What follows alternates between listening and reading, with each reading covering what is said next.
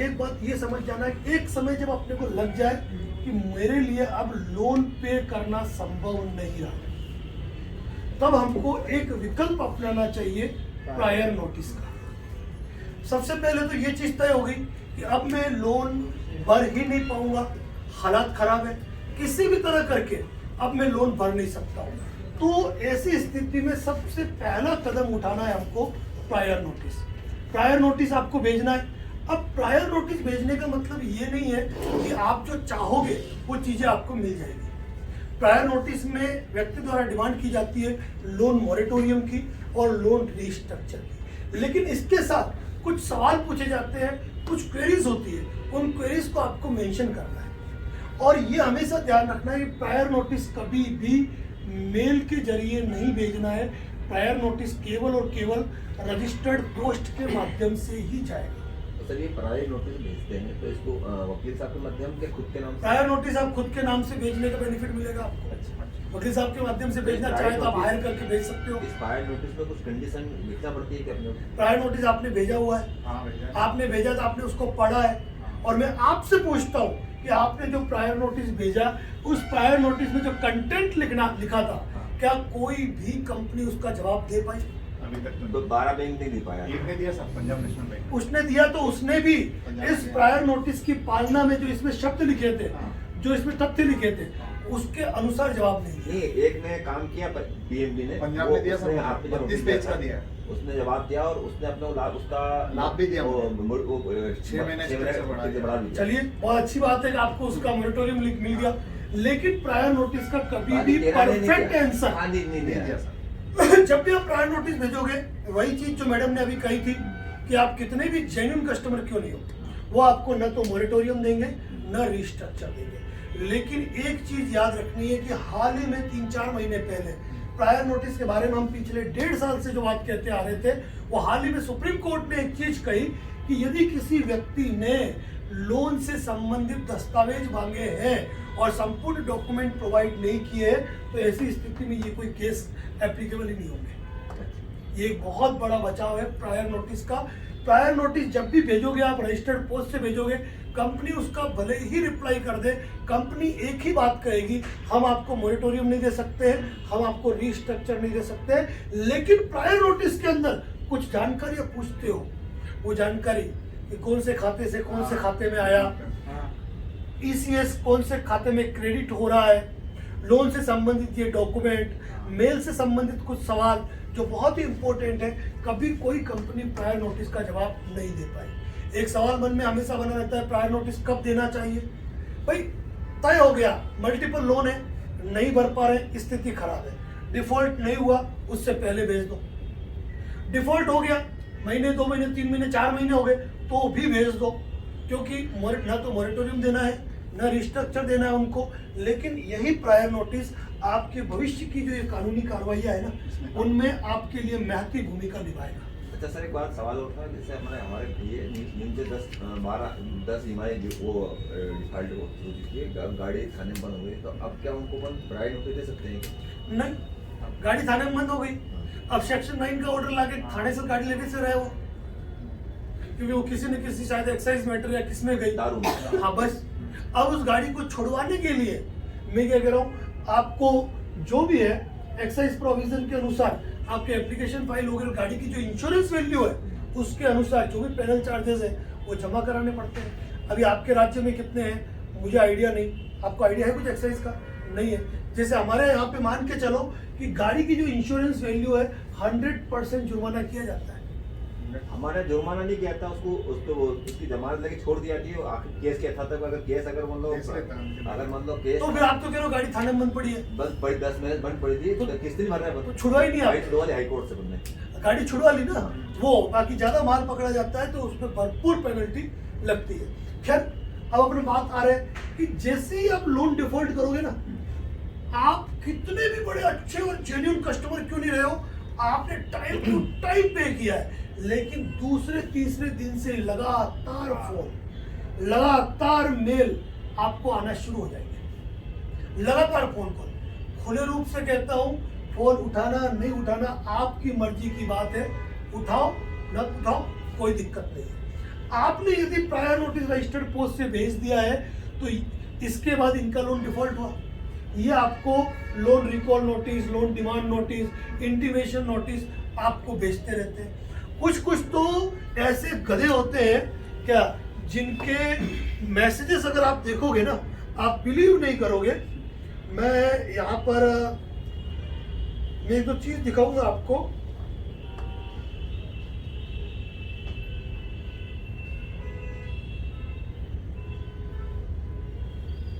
मतलब ऐसे ऐसे फर्जी नोटिसेस इनके द्वारा भेजे जाते हैं कि आप कल्पना भी नहीं कर सकते हो कि ऐसी फर्जीवाड़े के कारनामे ये लोग कर सकते हैं।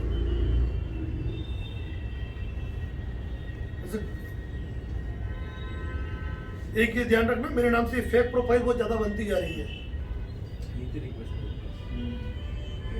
यूट्यूब पे बना दिया एक जन ने, फेसबुक पेज पे बना दिया, फेक प्रोफाइल बना रहे हैं और कमेंट्स में जो लोग जुड़े हैं उनको ज्यादा के मैसेज कर रहे हैं।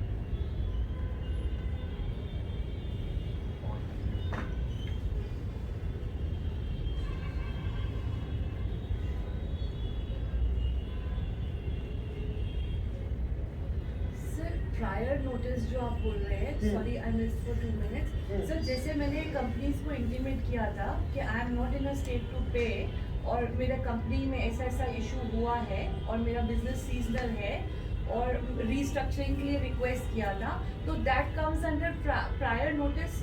मैंने रजिस्टर वो आपकी केवल इंटीमेशन हुई, एक सूचना हुई। प्रायर नोटिस का मतलब ये है कि किन कारणों से आप लोन रीपे नहीं कर हाँ पा रहे। सर, सुनिए उस लोन को रीपे आप आगे किस तरीके से करोगे।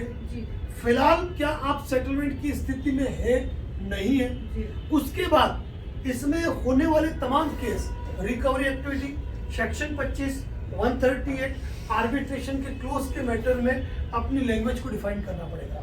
जी और वो रजिस्टर्ड पोस्ट से कहाँ जाएगा, कंपनी के रजिस्टर्ड ऑफिस, कंपनी के कॉर्पोरेट ऑफिस। और आफ्टर 15 डेज आपको उनकी ट्रैकिंग रिपोर्ट निकाल के रखनी है। सर मेरे केस में मैंने एटलीस्ट इतना तो कवर किया था कि जैसा the reason not to pay और कब मैं पे करने की स्थिति में होंगी और कैसे पे करूँगी, है ना। लेकिन बाकी किसी कानूनी तथ्य का उल्लेख नहीं है, नहीं किया। तो वो आपको कर देना चाहिए। जी सर। तो और सर, मेल को आधार मत बनो। नहीं सर, मैंने रजिस्टर्ड पोस्ट से किया था सर ने कराया था रजिस्टर। अगर उन्होंने किया है तो फिर कंप्लीट है, कोई दिक्कत ही नहीं। सर उसमें क्वेश्चन था, बट जब वो मुझे कॉल करते थे तो मुझे उनको बोलना पड़ता था कि मैंने आपको इंटीमेट किया है। वो बोलते हमें इससे कोई लेना देना नहीं है, आरबीआई में कोई प्रोविजन नहीं है रिस्ट्रक्चरिंग का, वो कोविड में था अब है नहीं, मतलब जो मुझे जवाब मिलते हैं। मैंने आपको पहले ही क्या कहा कि प्रायर नोटिस भेजोगे, इनका पैसा डूब जाएगा। इनको ओहो वेलकम वेलकम, स्वागत है, आइए स्वागत है, पधारिए। सभी को नमस्कार। सर का परिचय। सर का परिचय देता हूँ। मेरे सर का परिचय मैंने आपको कितनी बार तो दिया। वही है। अच्छा आप क्या अच्छा सर की तारीफ हो रही थी अब से। ये सर वो है जिनकी मैं तारीफ कर रहा था। 2019 से मेरा परिचय, मुलाकात मेरी कल हुई, लेकिन वो नहीं कह रहे तो मैं कि हम भावनात्मक रूप से काफी जुड़े हुए हैं।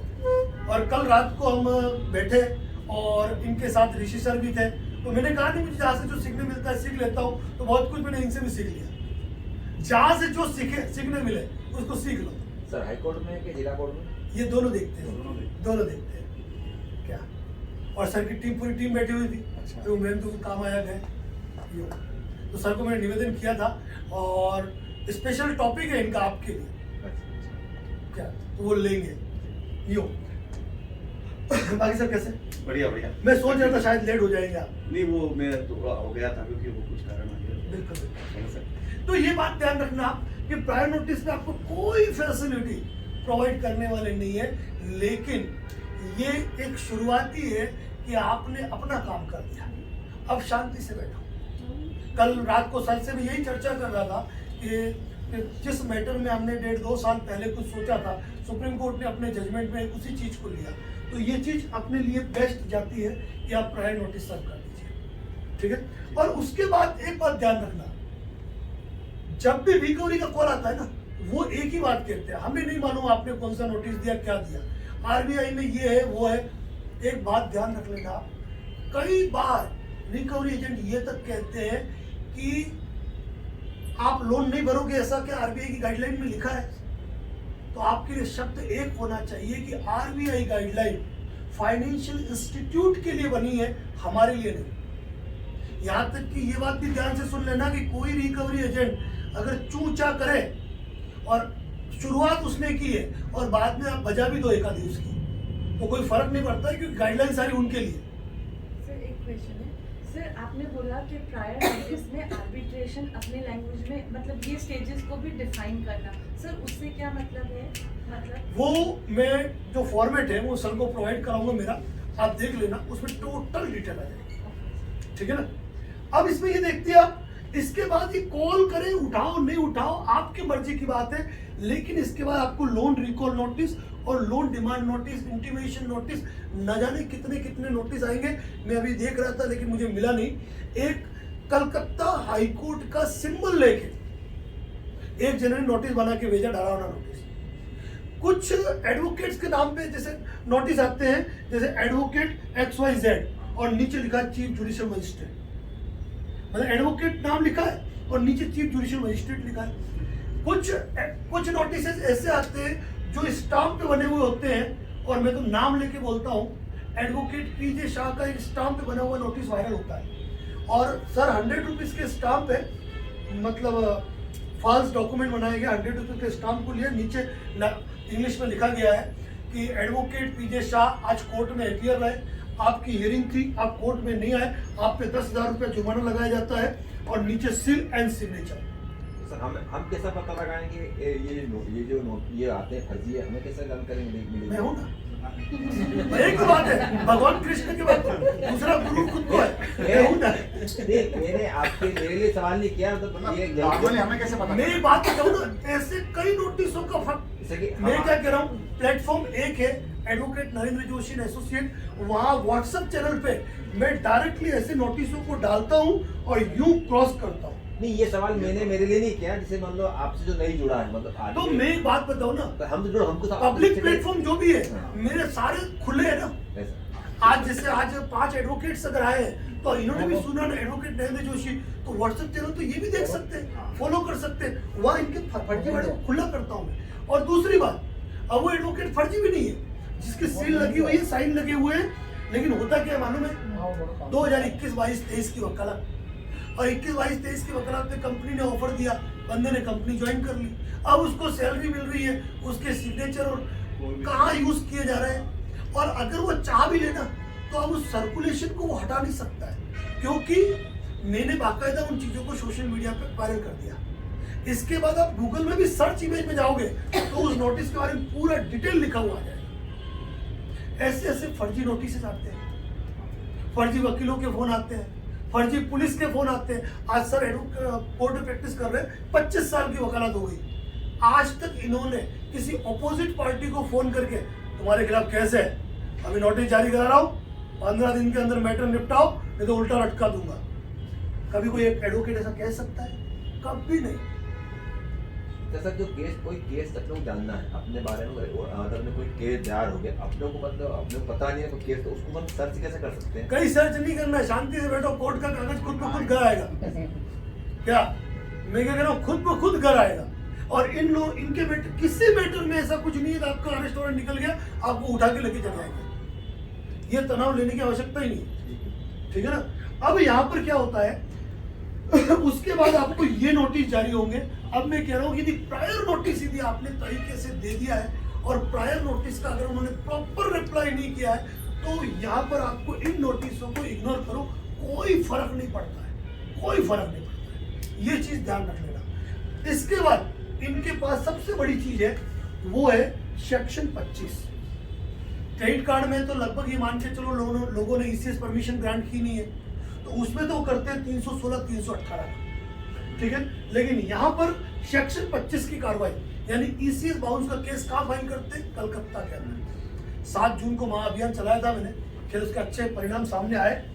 तो सेक्शन 25 में जैसे ही नोटिस आए ना, सीधा सा नोटिस का जवाब रजिस्टर्ड पोस्ट से भेज दो, शांति से बैठ जाओ। 25/9/2025 को सुप्रीम कोर्ट का एक ऑर्डर आया, वो अपने लिए इसमें काफी फायदेमंद है। यानी कि डिफेंस एविडेंस की स्टेज पर भी आप 5% पेमेंट जमा करा के केस खत्म करा सकते हो। देखा सर आपने जजमेंट हो? मतलब पहले तो क्या होता था कि किसी ने हमारे ऊपर मुकदमा दायर किया, हम समन्स पे पहुंच गए और हमने कह दिया मैं इसको पेमेंट को निपटाना चाहता हूँ, दे दिया, ठीक है, खत्म केस। लेकिन उसके बाद पार्टी की इच्छा पे होता था कि वो विड्रॉल करना चाहे करे, नहीं तो नहीं करे। लेकिन अभी जो सुप्रीम कोर्ट का जजमेंट आया उसमें राशि डिसाइड कर दी है, इस स्टेज पे 5%, इस स्टेज पे 7%, इस स्टेज पे 10%। यानी कि किसी भी स्टेज पे आपकी 5,000 की EMI है, 10% एक्स्ट्रा 500, मामला खत्म। तो तनाव लेने की जरूरत नहीं है। और दूसरी बात ध्यान रखना, ये कोर्ट है, ये इनका कोई फर्जी आर्बिट्रेटर नहीं है। यहाँ एक ही सिस्टम चलता है कि 100 गुनहगार छूट जाए, एक बेगुनाह को सजा नहीं होनी चाहिए। और पर्याप्त समय निकलता रहता है। और थोड़ी देर पहले मैंने कह दिया कि हिंदुस्तान के इतिहास में आज तक सेक्शन 25 के अंदर किसी ने 2 साल की सजा नहीं भुगती है। देख लेना, गूगल कर लेना, इंडिया की सारी कोर्ट सर्च कर लेना। एक मामले में सजा हुई थी, उसमें अपील हो गई, मामला खत्म हो गया। ठीक है ना? ये सारी चीजें मैं जब बोलता हूँ ना, मुझे मालूम है पब्लिक प्लेटफॉर्म पे बोलता हूँ तो अच्छी तरीके से सर्च करके फिर बोलता हूँ। इसके बाद सबसे बड़ी चीज आती है, ठीक है, 316, 318, वो बात भी मैंने कह दी, कुछ नहीं होना है। मैं क्या कह रहा हूँ, कारण कि खुद ही कंपनियां इलीगल तरीके से आपको नोटिस भेज रही है, रिकवरी एजेंट हरेसमेंट कर रही है। ऐसी स्थिति में 316, 318 जहां पर न तो कंपनी का रजिस्टर्ड ऑफिस है न कॉर्पोरेट ऑफिस है, वहां फाइल नहीं करते। जहां आप रहते हो वहां फाइल नहीं करते। और सबसे बड़ी बात सर, आप ताज्जुब करेंगे कि कंपनियां जब नोटिस भेजती है ना, आप इनको रजिस्टर्ड पोस्ट से रिप्लाई करो, लिफाफे लौट के आते हैं, वहां कोई मौजूद नहीं। लेफ्ट बताते खाली हो गया, अभी है नहीं। या तो लेफ्ट हो गया, या खाली हो गया, या नो सच पर्सन लिखा हुआ आएगा। यहाँ तक कि मैं खुले प्लेटफॉर्म पे बताता हूँ कि कुछ आर्बिट्रेटेड ट्रिब्यूनल है जिनकी वेबसाइट पे रिटायर्ड जस्टिस के फोटो लगे हुए हैं, वो आर्बिट्रेशन की प्रोसीडिंग कर रहे हैं। लेकिन वहां पर भी आप रजिस्टर्ड पोस्ट से लेटर भेजो, वापस आता है। क्या?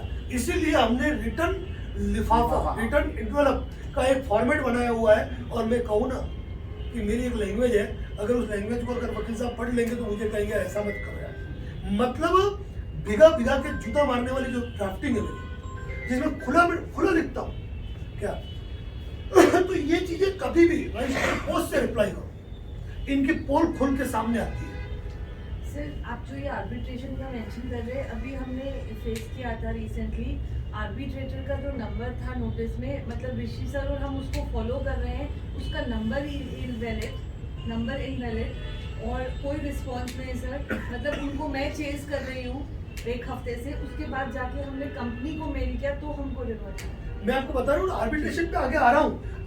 आज तक सर ने ढेरों केस आर्बिट्रेशन के देखे होंगे, लेकिन आज मैं कुछ बताऊंगा ना, ये भी शॉक्ड हो जाएंगे। ऐसा भी होता है, ऐसा भी होता है। तो अभी वो चीजें सामने आ रही है। ठीक है, अब यहाँ पे ध्यान रखना, सेक्शन 25 कोर्ट है, BNS 316 कोर्ट है। यहाँ पर यदि आप केवल एक एप्लीकेशन फाइल करते हैं 91 CRPC की, आपके एडवोकेट फाइल करते हैं और लोन से संबंधित कंप्लीट डॉक्यूमेंट जिनका मैंने पहले जिक्र कर रखा है वो मांग लो। मैं क्या कह रहा हूं, कभी भी कंपनी के एडवोकेट अपीयर ही नहीं होंगे इस केस में। मतलब सर बहुत बड़ी बात है ये कि आपने अगर 91 CRPC के अंदर अगर किसी कंपनी ने कोई केस फाइल किया है, आप उसकी लैंडिंग पॉलिसी मांग लो, आप एप्लीकेशन फॉर्म मांग लो, आप आपका लोन एग्रीमेंट मांग लो।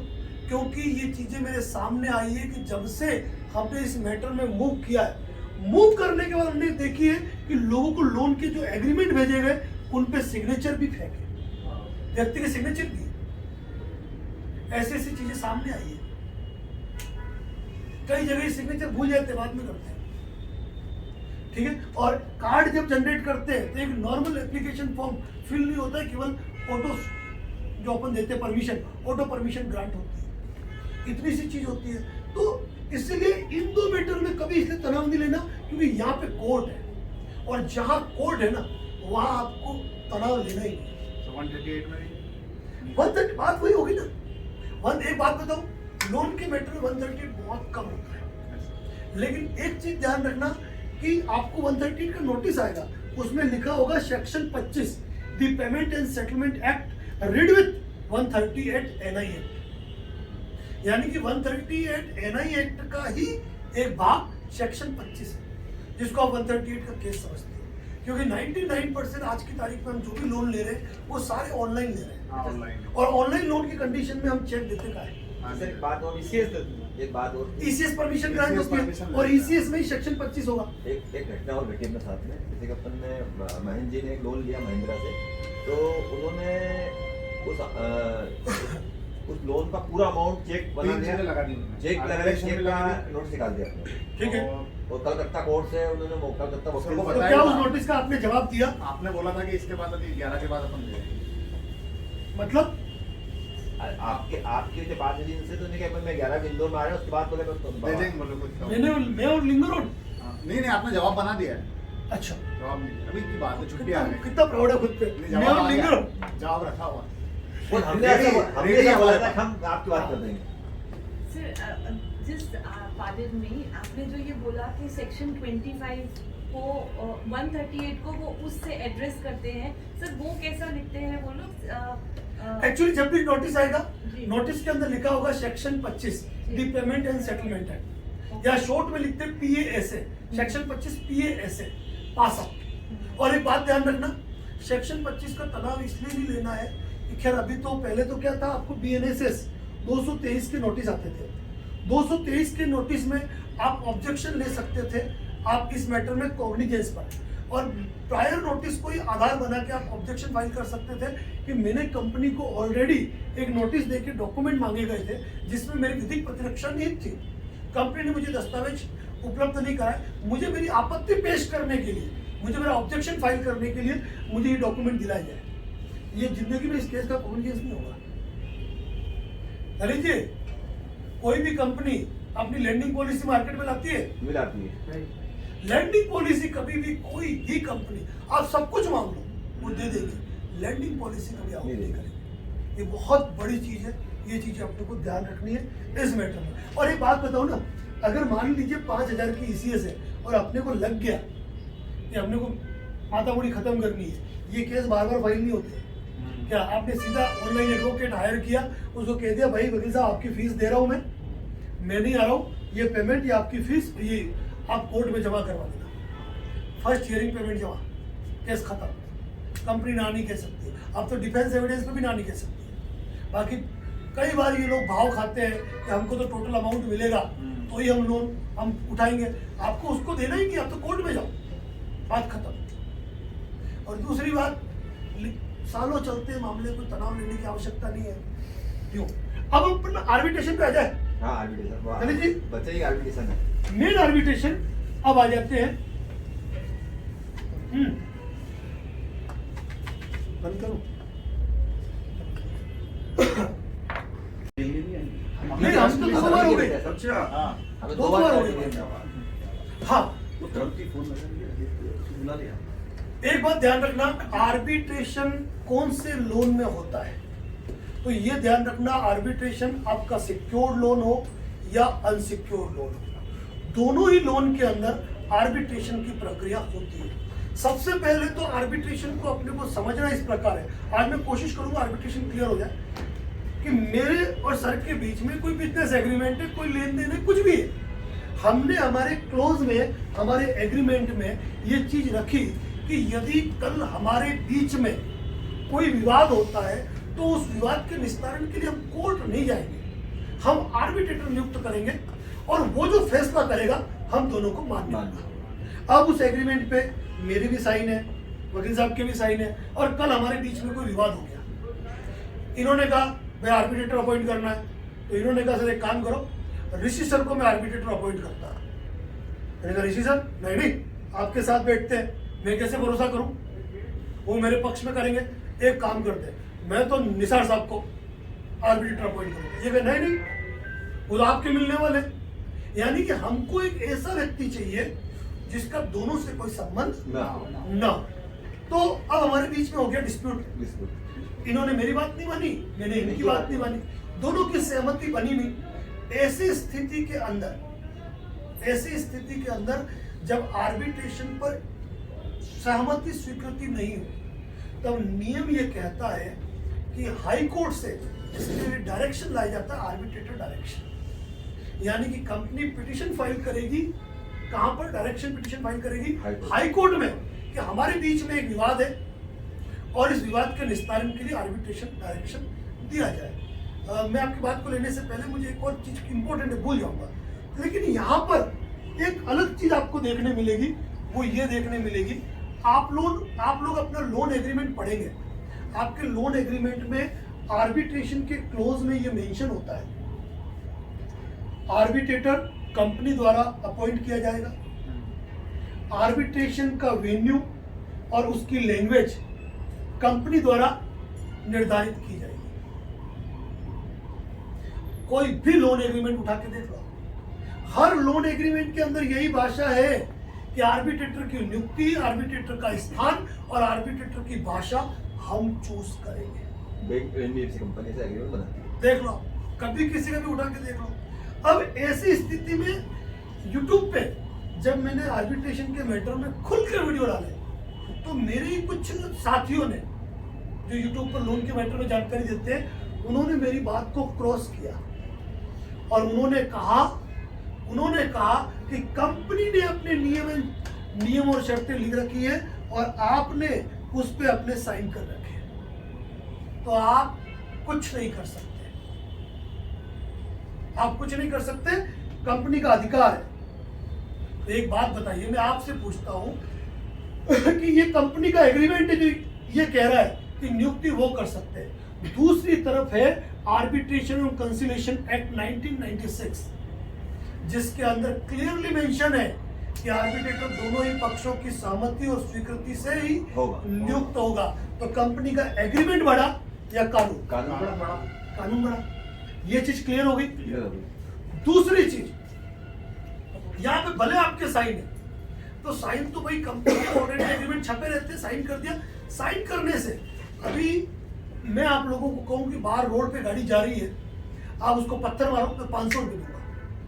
मैंने आपको लिख के दे दिया स्टाम्प पे, आपने पत्थर मार लिया, आप आ गए और मुझे कह लाइए 500 रुपये दीजिए, मैंने कहा नहीं दूंगा, तो आप क्या उसके लिए मेरे ऊपर सिविल सूट फाइल कर सकते हो?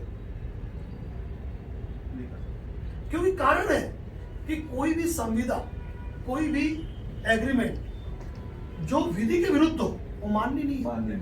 भारतीय संविदा अधिनियम की धारा 2 सब सेक्शन जी के अंतर्गत प्रावधान है कि ऐसे समस्त करार जो है ना वो शून्य, इसीलिए अपने को इनके एग्रीमेंट की कोई वैल्यू नहीं। ये चीज ध्यान रखिए। अब होता क्या है, ये चीज हो गई और आर्बिट्रेटर की नियुक्ति के बारे में बात होगी कि अगर हाईकोर्ट में मामला जाएगा तो हाईकोर्ट से भी आपको समन आएगा, आप अपने एडवोकेट के थ्रू वहाँ अपनी अपीयरेंस दे सकते हैं, आपको जाने की जरूरत नहीं है, और जो भी आगे का प्रोसेस हो वो करते हैं। लेकिन 99 पॉइंट और इसके बाद जितने भी 9 लगते हो मुझे नहीं पता, आज तक कोई सी मतलब बहुत कम ही जाते हैं और बहुत कम जाते हैं, बहुत कम जाते हैं। और जो जाते भी है वो क्या करते हैं मालूम है?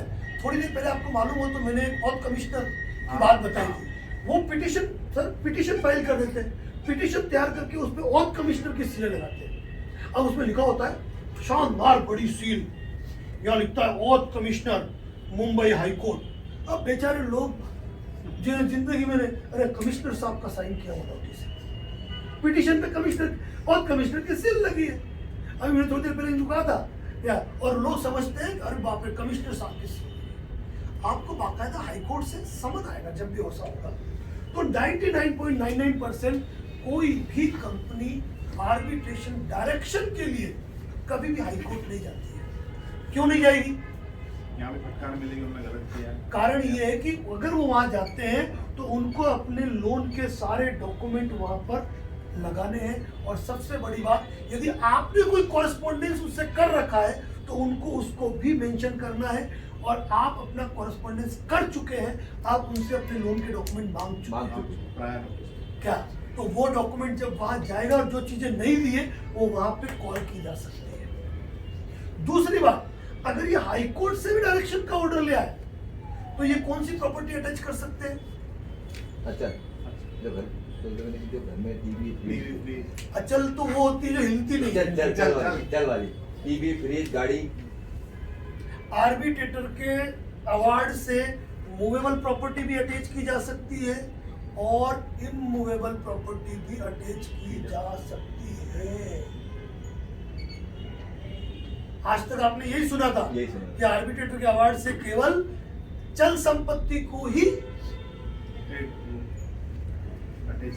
अटैच किया जा सकता है। एक लास्ट में एक शब्द रहेगा, मुझे याद रखना, इस टॉपिक पे मैं अच्छी जानकारी दूंगा, विलफुल डिफॉल्टर। याद आ रखने की जिम्मेदारी आपकी है। तो हमारे दिमाग में यही है कि आर्बिट्रेटर के ऑर्डर से केवल हमारी कार, बाइक, सोफा, फर्नीचर वगैरह वगैरह ये सब उठा लेंगे। लेकिन मैं खुद एनबीएफसी कंपनी का पैनल लॉयर रहा हूँ और मैंने खुद ने इमूवेबल प्रॉपर्टी अटैच कराने के लिए सेक्शन 9 में ऑर्डर करा के प्रॉपर्टी अटैच कराई गई है। लेकिन अब वकील साहब भी सोच रहे होंगे ऐसा कैसे बोल रहे हैं, ऐसा होता नहीं है। सोच रहे हैं होता क्या? लेकिन वो स्थिति कब की है मालूम है? वो स्थिति तब की है जब आपकी प्रॉपर्टी पे लोन हो। बस इतना ध्यान रखना। कई कंपनियों के पास आज भी सरफेसी का पावर नहीं है। सरफेसी का पावर कई कंपनियों के पास नहीं है। वो कंपनियां आज भी आर्बिट्रेशन की कार्रवाई करती है और आपने लोन ही किस पे ले रखा है? मकान पे ले रखा है। और अगर उन्होंने आर्बिट्रेशन किया है तो मकान को अटैच कर सकते हैं, सिंपल सी बात। लेकिन आपकी प्रॉपर्टी अगर अनसिक्योर्ड लोन है, ऐसी स्थिति में वो केवल क्या कर सकते हैं? मूवेबल प्रॉपर्टी को ही अटैच कर सकते हैं। लेकिन अगर ये हाईकोर्ट चले भी गए और आपका 35 लाख का लोन है, ठीक है, कल में जाके आया सर के घर पे, पॉश एरिया में घर है, सुनना, किसी भी वीआईपी के घर चले जाओ, अगर हमारे घर की कीमत अगर 1 CR है तो क्या हमारे घर में 35 लाख का सामान होगा? सामान होगा 35 लाख? कुछ नहीं होता है। मैं क्या कह रहा हूँ, जब फ्रिज लाया तब वो 30,000 का था, अभी डब्बा है। उधर सामान का जोड़ 5, 10, 15 लाख रुपए का। तो एक बात ध्यान रखना, अगर ये आर्बिट्रेशन अवार्ड आर्बिट्रेटर अपॉइंट करके अवार्ड करा भी देंगे तो उसके एग्जीक्यूशन के लिए भी इनको कोर्ट आना है। और दूसरा, जो हाई कोर्ट डायरेक्शन से आर्बिट्रेटर अपॉइंट होगा वो लीगली प्रोसेस करेगा और उसका प्रोसेस लंबा चलता है। अच्छा, और कंपनियों को धैर्य नहीं है। तो मैक्सिमम टाइम मिनिमम क्या होता सर? वकील साहब एडजमेंट लेना उनको जानते हैं। कभी 5 रुपए की मेडिकल पर्ची जाती है, कभी पार्टी बीमार हो जाती है, कभी किसी का निधन हो जाता है। बस 7-2 साल तो निकल जाते हैं। हाँ, निकल जाते हैं ना। तो इतना लंबा समय कंपनी धैर्य नहीं रख सकती है। तो यहाँ पर कंपनी क्या करती है? कंपनी करती है सीधा सा आपको भेजेगी धारा 62 का नोटिस। अब आई मुद्दे की बात कि कंपनियां लगभग कभी भी, ये कंपनियां जितनी भी एनबीएफसी कंपनियां, यहाँ तक कि उसमें बैंकें भी शामिल है, यहाँ तक कि उसमें बैंकें भी शामिल है, वो हाईकोर्ट नहीं जाएगी और सबसे पहले भेजेगी आपको धारा 62 का नोटिस। धारा 62 क्या मालूम है? नहीं मालूम। कॉन्सिलेशन, कि भाई आपने लोन लिया, आपने नहीं चुकाया, कंपनी हमारे पास आई है, आप आइए, इस मैटर को बैठ के निपटाते हैं। अब बैठ के तो तब निपटाएंगे जब आपकी अंटी में पैसा होगा। अब जेब तो खाली है, तो बैठ के क्या करेंगे? तो धारा 62 का नोटिस और लोक अदालत का नोटिस हाँ, एक बात है। दोनों एक ही सर? नहीं, अलग है। अलग। लोक अदालत का आपको नोटिस आया हाँ। और आप लोक अदालत में नहीं गए तो आपके खिलाफ कोई कार्रवाई नहीं होती है, कोई वारंट जारी नहीं होता है, कोई ऑर्डर, कोई डिक्री नहीं हो जाती है। इसी प्रकार धारा 62 में भी आप नहीं जाओ, कोई जवाब नहीं दो, कुछ नहीं होता है। ये एक शुरुआत है। इसके बाद कंपनी क्या करती है मालूम है? कंपनी आपको नोटिस भेजती है under section 21, under section 21 arbitration एवं कंसिलेशन एक्ट के अंतर्गत। अब धारा 21 में ही क्या करेगी? आपको 4-5 नाम दे देगी कि भाई इनमें से किसी एक आर्बिट्रेटर को आप चुनो, ठीक है, हम आर्बिट्रेशन की प्रक्रिया कर रहे हैं। उसमें वो लिखेगी भी कि आपके और हमारे बीच आर्बिट्रेशन का एग्रीमेंट है, आर्बिट्रेटर हम अपॉइंट कर सकते हैं, भाषा हम चूज कर सकते हैं, जो भी उनको देना है वो अपने को 4-5 नाम दे देगी। अब जैसे ये नोटिस हमको प्राप्त होता है, एक बात ध्यान रखना, बाकी सब नोटिस के लिए मैं आगे पीछे कह सकता हूँ। इसमें अगर आपको मेल पे आया, व्हाट्सएप पे आया, कैसे भी आया, आपको रजिस्टर पोस्ट तो बंद हो गई, बंद कर देना। पोस्ट से भी जवाब देना है और मेल भी करना है, मेल भी करना है। और यहाँ बदमाशियां देखना कि अगर आप रजिस्टर्ड पोस्ट से इसको ऑब्जेक्शन करोगे, लिफाफे लौट के वापस आएंगे। इसमें जिस मेल आईडी से आपको मेल आया है उसको मेल रिटर्न करोगे नहीं ना, करता सर। सुनो, उसको मेल करोगे तो नो रिप्लाई मेल है, हाँ वहां पे आप रिप्लाई नहीं कर सकते हो। उस मेल के अंदर दूसरी जो मेल आईडी मेंशन है उनमें कई को करोगे उनकी मेल भी फुल है, यानी कि 130 रुपया कटता है महीने का जो मैंने ले रखा है गूगल का जीमेल एक्सेस कि एक्स्ट्रा मेल आ सके, वो तक खर्चा ये नहीं करते क्या। तो ये सारी चीजें आपके सामने आएगी। सर आपने एक बार बताया भी था कि जब इनका पहली बार मेल आया ना, मतलब फर्स्ट टाइम के मेल में इन्होंने कुछ नहीं, मतलब फर्स्ट टाइम में सब दिया था, वो बाद में बचने आया उसको कुछ भी नहीं दिया, एड्रेस वगैरह कुछ नहीं। फिर आपने बोला कि फर्स्ट मेल में देखो उसकी मेल आईडी होगी, तो थी उसकी। हाँ, तो अब क्या होता है कि सेक्शन 21 का जब आपको नोटिस आया, आपको उसी समय अपना ऑब्जेक्शन फाइल करना है। जिसने लेटर भेजा उसी के नाम पे रिप्लाई करके, हाँ सर कर दीजिए, ले लूंगा।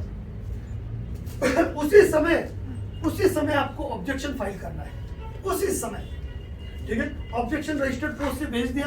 ऑब्जेक्शन सिंपल सी बात है, 2-4 पॉइंट है क्या कि सिंपल।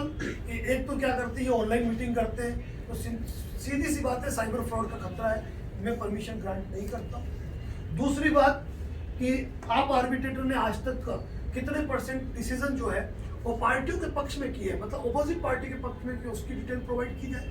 दूसरी बात, कभी कभी इस लेटर में आर्बिट्रेटर के नाम पते खुल के नहीं दिए, उनके बारे में भी लिख सकते हो। और डायरेक्टली एक ये दूर करते हैं तो क्षेत्राधिकार को भी आप आधार ले सकते हो, चाहे कोई भी एग्रीमेंट हो। और एक ही चीज मुद्दे की बात है, मैं आर्बिट्रेशन में अपनी सहमति और स्वीकृति नहीं देता हूँ। बाकी तो जो जजमेंट वगैरह में भेजता रहता हूँ वो तो सारे होने ही होने। ये आपने 21 पे आपने रिप्लाई दे दिया, लेकिन आप देखोगे ये रिप्लाई जब तक कंपनी के पास पहुंचता है उससे पहले आपको अंडर सेक्शन 11 का नोटिस आ जाता है। आ जाता आ है। जाता है। उससे पहले ये पहुंचे कि भाई आर्बिट्रेटर अपॉइंट, हाँ। कोई दिक्कत नहीं, वहां पर भी सेकंड रिप्लाई आपको अपना ऑब्जेक्शन दे देना है, वो और नोटिस भेजेगा आपको। और इसमें हमने 5 प्रकार की चीजें तैयार करके रखी हुई है, 5 प्रकार के आप जवाब दे दो। बस सिर्फ ये क्या कर सकते हैं, अंडर सेक्शन 17 एक इंटरिम ऑर्डर पास करके वो अपने बैंक को भेज के बैंक अकाउंट अपना होल्ड करा देते हैं, लेकिन उससे वो राशि रिकवर नहीं कर सकते, ये ध्यान रखना।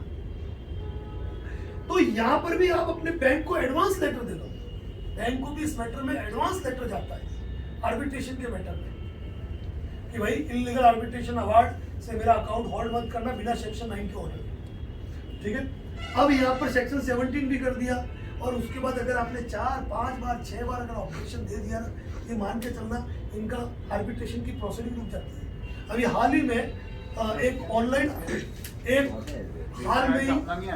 हाल में ही ऑनलाइन आर्बिट्रेटर ट्रिब्यूनल ने एक अवार्ड पास कर दिया था लगातार ऑब्जेक्शन देने के सर, बावजूद। बॉम्बे हाईकोर्ट ने डायरेक्ट खारिज किया, ये अभी 1.5 महीने पहले की बात है। सर अभी जैसे हमने 5 आपने जो बताया तो वो ऑब्जेक्शन दी, उसके बाद मेल पे आना उन्होंने बंद कर दिया। उसके बाद वो जब भी मेल करे ना, वो 5 का एक ही पीडीएफ अटैच करके हम डाल देते हैं उसके साथ, और कुछ कुछ नहीं। जवाब दे चुके और हैं। उसके बाद भी हाँ। अगर वो अवार्ड पास कर देते हैं ना, उसके बाद एक रिप्लाई जाता है, और उस रिप्लाई में Supreme Court, High Court, PMO, CMO, President of India, इन सारी मेल आईडी अटैच करके एक साथ मेल होता है अलग तरीके से। सर अब ये बंद कर दिया हमने, क्रिमिनल एक्ट मतलब वो।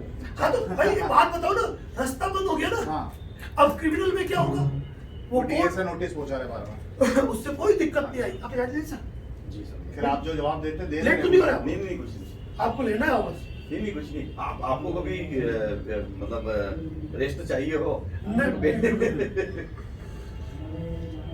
तो यहाँ पर ये चीज अपने को ध्यान रखने का, लगातार अपन ने ऑब्जेक्शन दे दिया ना, कुछ नहीं होता है। और एक बात कह दूं, 8,000 लोन सेटलमेंट का एक्सपीरियंस और करीब 1,780 लोगों से जुड़ा, आज तक किसी के घर का चम्मच नहीं उठाया, चम्मच। सिर्फ आर्बिट्रेशन का अवार्ड रिकवरी एजेंट लेके घूमते हैं, आपको दिखाते हैं हम सामान उठा लेंगे, हम ये कर लेंगे। अरे भाई कोर्ट जाओ, क्योंकि अवार्ड करना बड़ी बात नहीं है, अवार्ड को लेके कोर्ट जाना है, सेक्शन 9 की एप्लीकेशन फाइल होगी, कोर्ट मुझे समन भेजेगी, मेरा पक्ष सुनेगी और उसके बाद ऑर्डर करेगी और ये खारिज हो गया। ये चीज अपने दिमाग में पूरी तरह बैठा देना। एक चीज और है, गाड़ी पर जब लोन होता है ना, ये सेक्शन 17 का ऑर्डर करके ये जो सीजर होते हैं उन सीजर के हाथ में दे देते हैं सेक्शन 17 का इंट्री ऑर्डर, और उस अवार्ड के आधार पे ये सीजर गाड़ी जब्त करते हैं। तो वहां पर भी ध्यान रखना है, बिना सेक्शन 9 के ऑर्डर के ये आपकी गाड़ी को हाथ नहीं लगा सकते। ये थोड़ा सा अपने को इस मामले में अवेयर रहने की जरूरत है। तो आर्बिट्रेशन के मैटर में मान के चलो कि 99% ये चीजें जो है वो उठाई जाती है। ये चीजें आपको ध्यान रखनी है। Sir, I have a question. आपने बोला कि we can challenge appointment of arbitrator. फिर आपने बोला we should object the arbitrator. Sir, in case हमने ये दो steps नहीं किए and there is a decision, we can challenge the decision of the arbitrator. मैं एक बात बताऊंगा, जी। एक कंपनी है, नाम ये है, ठीक है, इसके 2 अवार्ड आए और मेरे उदयपुर शहर के हैं। एक अवार्ड किया इन्होंने 19 लाख का, एक अवार्ड किया इन्होंने 14 लाख का। सुनना, पिछले 4 महीने से मैं लगातार यूट्यूब पे ये कह रहा हूं कि मैं इस मैटर में पार्टी ने एक बार भी ऑब्जेक्शन नहीं दिया, एक बार भी, सिंगल वन टाइम भी पार्टी ने ऑब्जेक्शन नहीं दिया। और मैंने ये कहा है कि ये दोनों अवार्ड खारिज करा के मैं अभी इसका लेटेस्ट जजमेंट मैं पोस्ट करूंगा। अब इस मैटर में मैंने मेरा रिप्लाई फाइल कर दिया, अब फाइल आर्गुमेंट पे है। अब मैं जब भी जाता हूँ सामने वाले कंपनी के वकील साहब आ नहीं रहे। 4 डेट निकल चुकी है, एक डेट थी 10 तारीख को 10 को, जिस दिन मैं कोटा में था नहीं, इंदौर ही आ गया था, 10 तारीख कल थी, कल इंदौर में आ गया था। तो इस मैटर में मैंने कह दिया भाई इसमें आप डेट ले लेना, अगली डेट जो होगी उस डेट को जो है मैं इसको निपट लूंगा। अब मुझे मालूम है जिस दिन भी, अब यहाँ पे क्या हुआ, मैं मुद्दे की बात बताऊंगा। लगभग आर्बिट्रेशन का अवार्ड जब जाता है ना, तो पार्टी क्या करती है, सोचती है कि कोर्ट में हम सेटलमेंट कर लें, कोर्ट में हम सेटलमेंट कर लें। ये कंपनी है, ये 2 फाइलें हैं, एक 19 लाख की है, एक 14 लाख की है, एक 19 लाख की, एक 14 लाख की। अब इसमें एक बार भी ऑब्जेक्शन नहीं दिया और कंपनी ने कोई फर्जीवाड़ा नहीं किया, मतलब कोई मेल वगैरह नहीं, रजिस्टर्ड पोस्ट से लेटर भेजे और पार्टी ने जवाब नहीं दिया। पार्टी तो गलती तो पार्टी की है। अच्छा, दूसरी बात, हालात हमारे कितने भी खराब हो, हम है तो गिल्टी। हमारे हालात खराब हो, हमारे बिजनेस वगैरह जो कुछ होना है वो हो, लेकिन है तो हम गिल्टी। तो जब मैं यहाँ पे गया तो जज साहब ने कहा कि हाँ वकील साहब क्या इसमें सेटलमेंट कर रहे हो? सेटलमेंट कहा सर, खारिज कराऊंगा इसको। खारिज कराओगे? मैं कहा क्या बहस है? मेरे को आर्गुमेंट बोल दूंगा मैं क्या। और उनके वकील साहब आएंगे, मुझे इंतजार है कि जिस दिन ये मैं खत्म कराऊंगा ना उस दिन आपको बताऊंगा क्या। तो ये मुझे इंतजार है इस चीज का। यहाँ पर एक भी रिप्लाई नहीं दिया हमारा इंतजार था उससे ज्यादा नहीं। तो कारण क्या मालूम है? इसके लिए कौन कौन से जजमेंट यूज करने, कौन कौन से फैक्ट्स हैं, वो सारी तैयारी कर ली है। तो डायरेक्ट मैं पोस्ट करूंगा, यानी कि ये 19 लाख का लोन खत्म, ये 14 लाख का लोन खत्म। और दूसरी बात, एक बार इन्होंने अवार्ड पास कर दिया तो अभी वापस आर्बिट्रेशन की कार्रवाई नहीं कर सकते रहे जुडिकेटा। एक बार किया तो क्या खत्म, ठीक है ना। अब इन्हें तो हाईकोर्ट जा सकते हैं, न कुछ नहीं कर सकते। दूसरी बात, लिंगर लोन के चक्कर में इनका लोन की जो लास्ट EMI भरी थी इन्होंने, वो भरे समय हो गया 2 साल भर और निकल गया, भविष्य में कोई सिविल कार्रवाई भी नहीं हो सकती। सर, कोर्ट में नहीं जा सकते। इफ दिस इज, अगर खारिज हो जाता है तो नहीं लेके जा सकते, वो लोग दोबारा नहीं फाइल कर सकते। अगर वो जाएंगे तो ऊपर, क्योंकि एग्जीक्यूशन जो लगता है वो सेशन कोर्ट में लगता है, या उसके जो समकक्ष कोर्ट होती है, कमर्शियल कोर्ट, एडीजे कोर्ट वगैरह होती है, वहां लगती है। वहां अगर उन्होंने खारिज कर दिया तो जाना पड़ेगा इनको, कहाँ? हाईकोर्ट जाना पड़ेगा। अब हाईकोर्ट जाके अपना पंचनामा थोड़ा खोलेंगे कि भाई जिस हाईकोर्ट से तुम डायरेक्शन ऑर्डर ले सकते थे उस हाईकोर्ट नहीं जाके तुमने इस तरह के कारनामे किए, बात खत्म। तो ये चीज ध्यान रखनी है। ये भले अवार्ड पास कर दे, बिना एप्लीकेशन फाइल किए, बिना सेक्शन 9 का आपको मौका मिले बगैर, इसमें कभी भी आपके खिलाफ कोर्ट में कभी कुछ गलत नहीं होगा, आप पूरा मौका मिलेगा। पूरा मौका मिलेगा। बस गाड़ी पे लोन है तो सेक्शन 9 का ध्यान रखना है, बिना सेक्शन 9 के ऑर्डर के कोई भी प्रोसेस आगे नहीं होता है। तो ये 2 एग्जाम्पल पेश करूंगा मैं आपके सामने। क्या बस ये है, आर्बिट्रेशन जब भी आए बराबर जवाब दो और मस्त बैठो, कोई टेंशन नहीं है। और आर्बिट्रेशन के बाद सेटलमेंट होता है, अच्छा, हमेशा ध्यान रखना, आर्बिट्रेशन के बाद सेटलमेंट होता है। आर्बिट्रेशन को बराबर ऑब्जेक्ट कर लो, रजिस्टर्ड पोस्ट से रिप्लाई करो, बस इतना सब ध्यान रखना है। बाकी कुछ आर्बिट्रेटर अच्छे भी हैं, क्या मैं उनका नाम लेता हूँ, जैसे एक विलास तांबे करके, एक कौशिक चौधरी करके, आपने 2 बार ऑब्जेक्शन भेज दिए, वो डायरेक्ट लिख के भेजता है आपको लेटर कि पार्टी ने मेरे ऊपर ऑब्जेक्शन लगाए, मैं बिना मेरिट पे जाए मैं इस मामले से रिजाइन करता हूँ डायरेक्ट। वो सारी चीजें आपको मेरे यूट्यूब पे देखने मिलेगी, जो उन्होंने डायरेक्ट खत्म कर देते हैं। लेकिन कुछ निकम्मे जो एक्ट की धज्जियां उड़ाते हैं और उसके पीछे कारण है।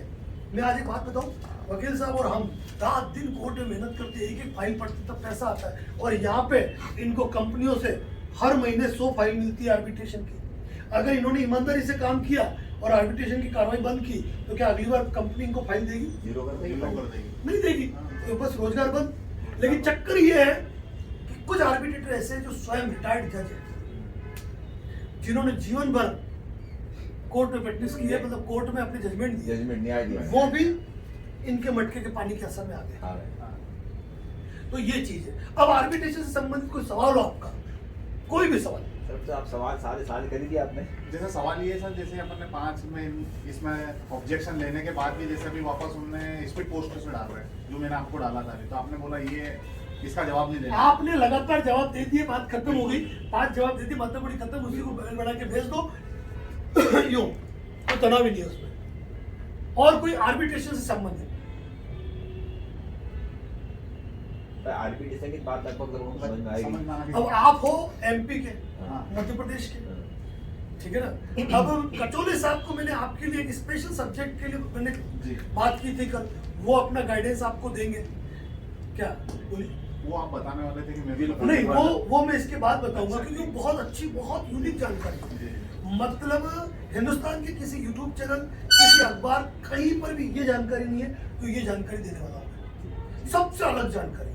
लेकिन एक बात ध्यान रखना, अगर किसी बैंक में आपका सिक्योर्ड लोन है, आपका सैलरी अकाउंट है, आपका गोल्ड लोन है, उस बैंक में यदि आपका क्रेडिट कार्ड है तो सावधान रहना, क्योंकि जिस बैंक में आपका सिक्योर्ड लोन है, उस बैंक में यदि आपका कोई अनसिक्योर्ड लोन है तो वो भी सिक्योर्ड ही माना जाएगा। और कोई सवाल? बस कोई सवाल। इधर आप। सर मुझे वाइफ तो के है नाम से सवाल, हो तो? सर। हाँ? सर कोई सवाल पूछते जैसे लोन वाइफ के नाम से है और क्रेडिट कार्ड के हस्बैंड के नाम से, लोन, सेम बैंक में। मेरी बात सुनो, अक्सर करवा चौथ सुनिए, मैं तो करवा चौथ में भाग आया, तो होता क्या है मालूम है? पति पत्नी का रिश्ता गहरा दिखाने के लिए लोग क्या करते हैं मालूम है? पत्नी के नाम पे कार खरीदते हैं, जॉइंट अकाउंट खोलते हैं, पैसा कभी होगा मुझे नहीं पता है, पत्नी के साथ कभी भी जॉइंट अकाउंट कभी मत खोलो। एक बात ध्यान रखना, क्योंकि मुझे जब भी कोई 138 का ऐसा कोई मैटर आता है ना, जिसमें मुझे दिख जाता है यार इसमें 2 नाम लिखे हुए, चेक पति ने दिया, पत्नी को लपेटाओ, क्या मतलब ले लो उसको, जॉइंट अकाउंट है। दूसरी बात ये है कि लोन पत्नी के नाम पे है और पति पत्नी का अगर जॉइंट अकाउंट है तो वो अकाउंट भी होल्ड हो जाएगा। अगर को एप्लीकेंट है तो भी फर्क पड़ता है, ये चीज को एप्लीकेंट आज की तारीख में सब बनाते हैं, हाँ सब बता, ये चीज ध्यान रखना, मेन इंपॉर्टेंट चीज है।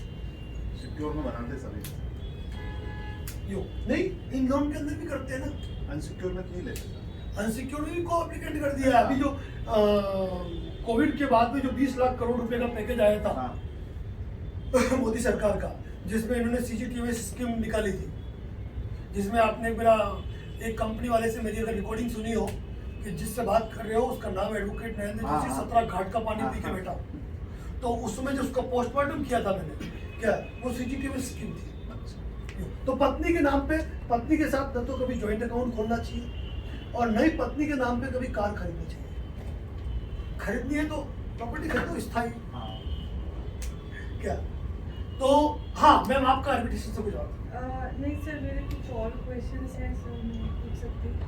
और क्वेश्चन तो हाँ बोलिए। सर, एक तो जैसे चाहे वो यूजुअली अभी जो मैंने फेस किया, आर्बिट्रेशन के नोटिस या तो वाया मेल आते हैं या फ़ोन पे आते हैं। तो सर फ़ोन वाले तो we are able to answer back, पर अगर हमारा जो प्राइम एड्रेस था वो चेंज हो गया है और नोटिस वहाँ से रिटर्न हो रहे हैं, मैं अपने डिफ़ॉल्ट से आपसे पूछ रही हूँ कि अगर हमारे नोटिस रिटर्न हो रहे हैं तो उस केस में व्हाट शुड बी डन? आपका कहने का मतलब है कि आपको जानकारी ही नहीं कि आपके खिलाफ आर्बिट्रेशन का अवार्ड हो गया, क्योंकि उन्होंने वो एड्रेस छोड़ दिया। हाँ छोड़ दिया।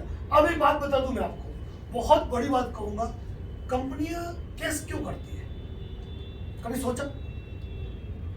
सर केस का कारण कभी कभी क्या ऐसे मतलब आधार कार्ड का एड्रेस है ना, अगर कहने का मतलब कंपनी आपने सेक्शन 25 बीएनएस 316 318 138 या आर्बिट्रेशन, जब इतनी सारी कार्रवाई कर रही है तो फिर वो आपसे लोन सेटलमेंट ही क्यों कर रही है, पूरी राशि वसूल क्यों नहीं कर रही है? कंपनियों के केस करने का मकसद सिर्फ और सिर्फ एक है, और वो है आपके लोन का निपटारा करना, कैसे भी करके। अब अगर लास्ट तक इन्होंने आपको जानकारी नहीं दी, आपके एड्रेस चेंज हो गए, नोटिस जा रहे हैं, लेकिन जैसे ही आपके खिलाफ आर्बिट्रेशन का अवार्ड पास करेंगे ना, आपको मेल पे सूचना देंगे, आपको अवार्ड की कॉपी भेजेंगे, और उस समय भी आप इस मैटर में जो आधार हमने बताया, उन्हीं आधार पे आप अपना ऑब्जेक्शन भेज दो। I have one more question. Sir I don't know किसी ने फेस किया है, बट बहुत से दफ़ा क्योंकि लोन्स जब बहुत इजीली मिलते हैं तो जो एजेंट्स होते हैं वो काफ़ी मिसगाइड भी करते हैं, और उस समय पे कुछ ऐसा भी आता है जैसे कि हमने अनसिक्योर्ड लोन अगर लिया है ना, तो वो कहते हैं कि ठीक है हम इसको खुद मैनेज कर लेंगे, किसी के नाम पे ओनरशिप दिखानी रहेगी, तो वो उसके डॉक्यूमेंट्स खुद ही फ्रेम करके खुद ही फाइल करते हैं। तो sir is that a challenge for us कि अगर हमारे किसी एजेंट ने वो चीज़ की हो? मुझे वापस कहना, क्या कहा आपने? सर जैसे अनसिक्योर्ड लोन है, अनसिक्योर्ड लोन है, ठीक है, ऑनलाइन मिल रहा अब है। उन्होंने बोला कि अनसिक्योर्ड लोन है तो हमें किसी के नाम पे ओनरशिप दिखानी रहेगी। अच्छा, आपके कोई फर्म दिखानी है? नहीं, कोई प्रॉपर्टी किसी फैमिली मेंबर के नाम पे या किसी के नाम पे दिखानी रहेगी, क्योंकि मेरी प्रॉपर्टी डिस्प्यूटेड है तो वो लोग शो नहीं कर सकते। तो उन्होंने जैसे मान लीजिए कोई रेंटल प्रॉपर्टी है, उसी का कुछ एग्रीमेंट बना के फेक डॉक्यूमेंट्स अगर जमा किए हो ओनरशिप दिखाने के लिए, जबकि वो सिक्योर्ड लोन नहीं है, जस्ट फॉर फॉर्मेलिटी करा, उनके एजेंट्स नहीं है, कंपनी के एजेंट्स ने, वो हमारे लिए क्या चैलेंज होता है? आपके लिए तो गलती है ना, क्योंकि आपने उस चीज के लिए परमिशन ग्रांट की, जी। आपने अपनी प्रॉपर्टी बताई, आपने तो फ्रॉड किया। एक बात बताऊं मैंने जैसे कहा था, एनबीएफसी के काले कारनामों के कारण होते हैं सेटलमेंट, बाकी अगर एनबीएफसी का 1 रुपया नहीं डूबे, अगर ये नियम से चले, तो वहां तो आप गलत हैं। कई लोग अपनी सैलरी स्लिप एडिट करा देते हैं, फेक सैलरी स्लिप बना देते हैं, लेकिन एक्चुअली क्या होता है मालूम है? सबसे बड़ी बात ये कि कंपनियां जितनी भी है ना, इनका विकेंद्रीकरण है। विकेंद्रीकरण मतलब क्या हो गया कि क्रिमिनल सेक्शन 25 का वो देख रहा है, 316 318 वो देख रहा है, आर्बिट्रेशन का वो देख रहा है, रिकवरी, मूल फाइल क्या है, मूल फाइल की वजह क्या है?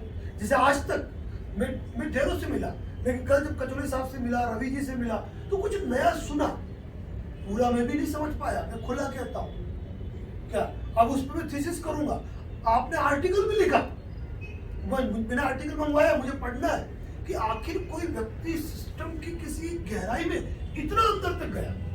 तो एक बात ध्यान रखना, एनबीएफसी भी चाहे तो 1-1 रुपया वसूल कर सकता है। केसेस करने का मतलब एक ही है, अपने शेयर वैल्यू को बनाए रखना, एनपीए को अपने कम करना, नए बिजनेस की।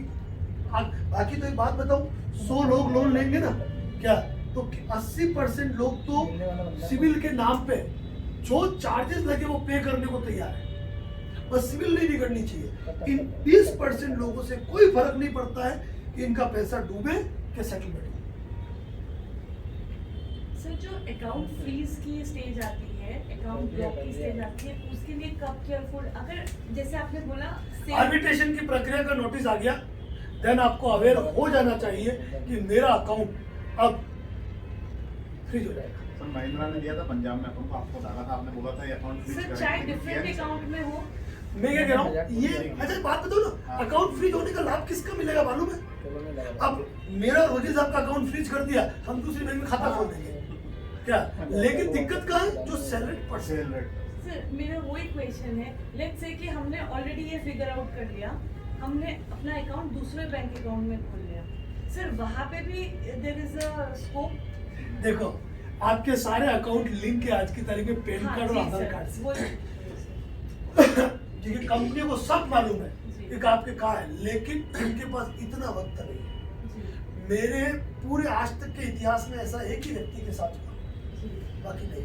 सर मैं कुछ बोल सकती हूँ? सर मैंने सर्च किया था क्योंकि मेरे पास कुछ फंड्स रहते हैं जो कि मेरे ओन नहीं होते पर मुझे डिपॉजिट में रखने पड़ते हैं, तो इसलिए मैंने इस पर सर्च किया था, तो मेरे पास ये आया था कि वो अगर जब तक कोर्ट से नोटिस नहीं लेते तब तक वो आपका कोई दूसरा अकाउंट जो है वो ब्लॉक या फ्रीज देखो नहीं। ऐसा है, सेक्शन 9 के ऑर्डर की तो मैं बात करता ही हूँ, मैं आपको बैंक को लेटर देने के लिए क्यों कह रहा हूँ? बिना कोर्ट ऑर्डर से मेरा कोई अकाउंट होल्ड करता है, लेकिन चक्कर क्या है कि ये आर्बिट्रेटर का जो अवार्ड आता है ना, उसके ऊपर जिस तरह की लैंग्वेज लिखी जाती है, मैटर देख के बैंक वाले सोचते हैं अटका दो ना, अपने क्यों टेंशन लो। सर जिस बाकी एक बात ध्यान रखो, अपने जिनका लोन डिफॉल्ट होता है 99% के खातों में पैसा होता है।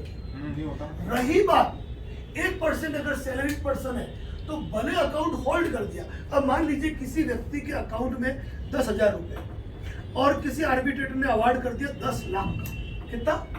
10 लाख का, तो उस व्यक्ति का जिसे अकाउंट को मार्क करेंगे तो उस व्यक्ति का अकाउंट हो जाएगा 9,90,000 माइनस में, 9,90,000 माइनस में। अब मान लीजिए इसमें होल्ड हो गया और इसमें सैलरी आ गई 3 लाख रुपए, तो ये माइनस कितना हो गया फिर? 6,90,000 रुपए।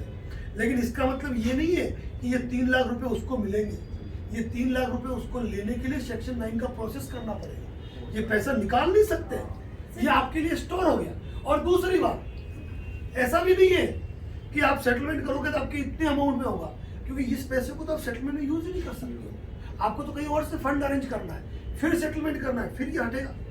सर इसमें वही ना जो हमने ECS में अकाउंट दे रखा है, जो चेक रखे लगभग वही होता है, लगभग वही। सर दूसरे अकाउंट्स में जाने की स्टेज कब आती है बहुत सर?